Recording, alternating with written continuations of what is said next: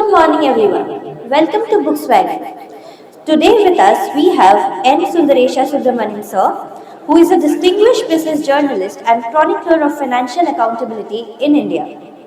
He is the author of Dirty Dozen, India's 12 biggest corporate defaulters, a hard-hitting investigation into the regulatory failure in the economic Indian history. So, without wasting any time, let's go on air with BooksWagon. Sir, we are really delighted to have you here Hi. today. Hi. Thank you for having me here. So let's go on to your book. So the Dirty Dozen exposes deep issues in Indian banking and corporate system. So what drove you to tackle such an issue and such a complex and sensitive topic in your book? So, about 10 years ago, this bad debt issue was a major problem facing the Indian economy. So, on one hand, there were companies which were finding it difficult to repay the loans and interest, and their balance sheet was in trouble.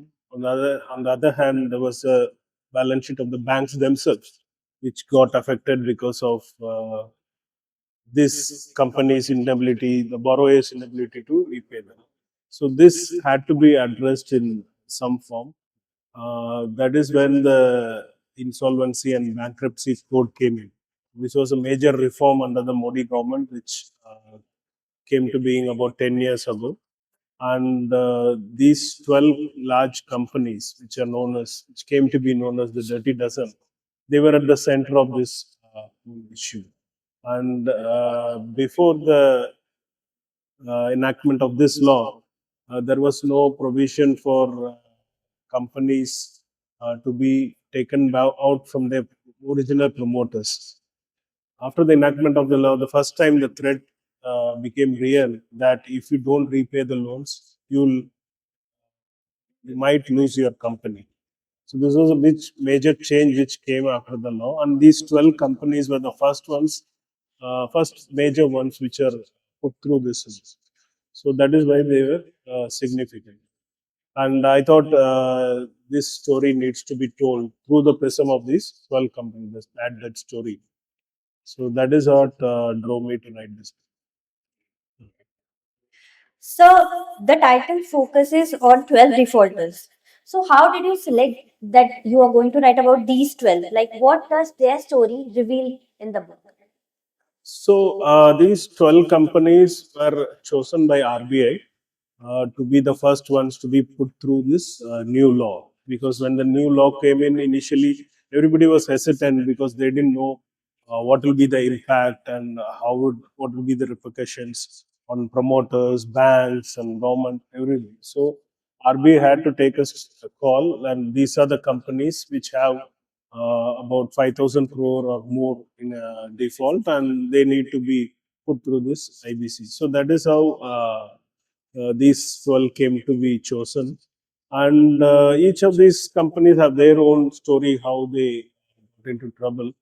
But at least five of them are from the steel sector. Steel sector was going through a certain difficult phase, cyclical issues, and also there were issues at the time like the coal scam and their scandals which had hit that industry, which led to trouble in the overall industry. So at least five of these companies were from the steel sector, and there were also companies from infrastructure. There were companies from let's say shipping. ABG Shipping was these companies which got into trouble. There were energy companies. So wherever there was a huge, heavy investment, initial investment involved, these companies had run up the debt and they were finding it difficult to repay. And through this IBC process, they were all revived, and not all, but at least many of them were revived. So, sir, like your book holds a very crucial issue of the Indian economy. So, what were the challenges, or did you face any legal challenges while publishing this book or writing what during this whole process?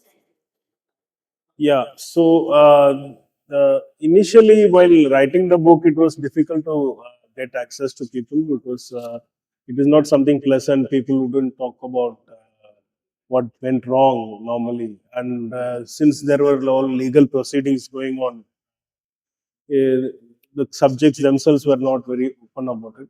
So we had to try and make do with whatever was available in the public domain. And beyond that, from court documents and whatever information we could gather, uh, we wanted to do an evidence-based chronicle rather than being some kind of a hearsay.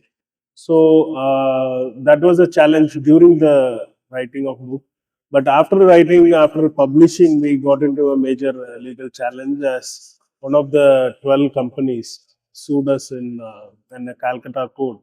And without even hearing us, the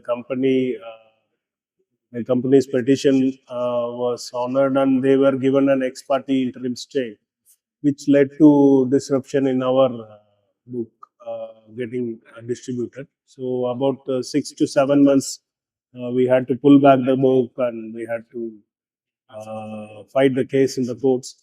But eventually, I'm happy to share that we have won that case and the book is back in the stands. And here I'm sitting with you to talk about it. So, like you mentioned, you had to go through a lot of struggle actually in the initial phase while writing this book. So, it means that it requires a lot of responsibility also to deliver something so factual and practical to the audience. So, where did you draw your line, your creative line, between the responsibility thing to actually portray this same thing as it is to the audience and your creative freedom? Where did you draw your line? Well, there's not much scope for creative freedom. I mean, the publishers always want it to be written like a fiction and as if you are telling a story. But being a journalist and by training, I always find it difficult to go beyond what is factually provable based on evidence you have. So I largely stick to that. Sometimes the narrative may not be very like a novel, but you can be assured that it is all factual. So I really wanted to ask, like, as a journalist, what would be your advice, to the actual reporters and journalists, young who are actually reporting around, that how should they, if they want to write, how should they portray their cases and actually present their stories, their POV to the world? Yeah, they should try to write without using AI. That's the only advice I can give now. Otherwise, there is too much of content, AI generated content floating around, and the younger generation more and more relies on these kind of tools, which is actually killing journalism and killing the thought process itself. So hopefully there will come a point people get saturated with AI and all these tools and go back to original thinking and Thank you so much, sir. So before we end this conversation, is there any other insight or any message you would like to give our readers? no, don't take loans, but if you take, try to repay them. That is my advice. Hi, I'm N. Sundaresha Subramanian. My book Dirty Dozen is available in BooksWagon.